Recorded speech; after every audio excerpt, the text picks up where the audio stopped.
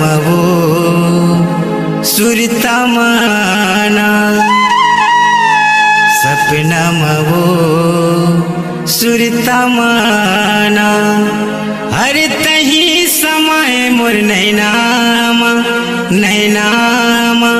नैनामा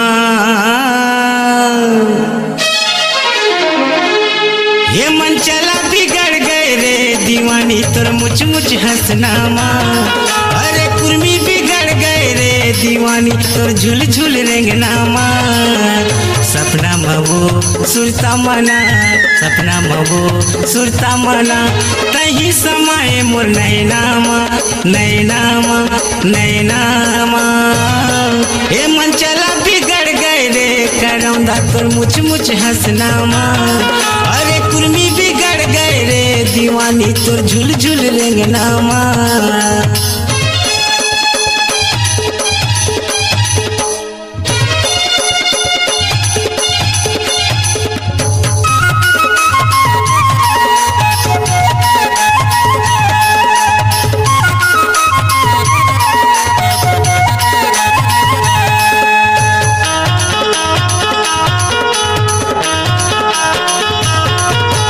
कौन मेरे मिलबे जगह बता दे वही मेरन मैं हया हूँ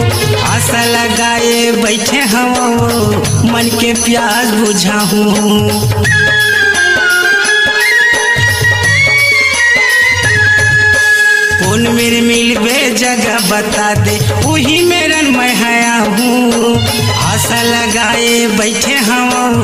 मन के प्यास बुझा हूँ आशा लगाए बैठे हवा मन के प्यास बुझा दिया यस्ते बातियाँ मैं दिया यस्ते बातियाँ मैं कहीं झूले मन के ऐनामा ऐनामा ऐनामा अरे कुर्मी बिगड़ गए रे दीवानी तोर झुल झुल रेंगनामा ये देखिया बिगड़ गए रे करौंदा तोर मुझ मुझ हंसनामा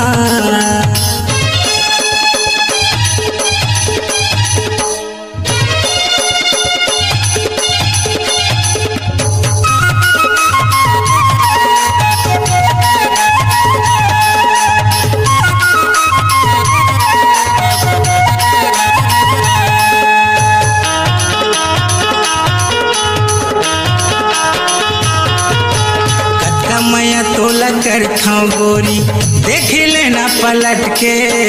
जिंदगी है चरी दुनिया वो रेंगे लेना लपट के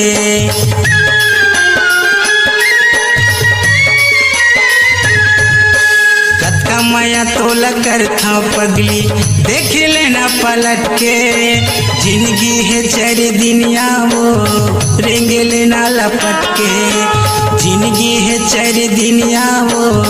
रेंगे लेना लपट के रानी हस्ते राजा मैं रानी हस्ते राजा मैं कहीं बसे अंदर भीतर माँ भीतर माँ भीतर माँ ये रेंगैया बिगड़ गए रे दीवानी तोर मुझ मुझ हंसनामा ये देखैया बिगड़ गए रे करौंदा तोर झुल झुल रेंगनामा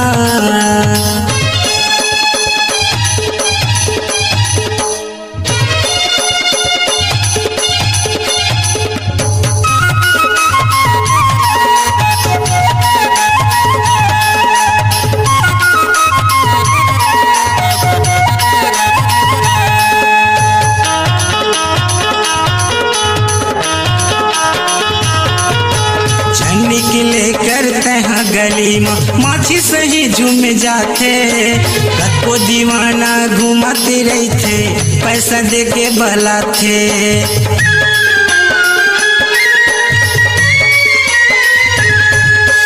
जन निकले करते हैं गली में माछी सही झूम जाते कतो दीवाना मन घुमाते रहते पैसा दे के बलाते कतो दीवाना मन घुमाते रहते पैसा ला वो देखा के आगी हंसते पानिया में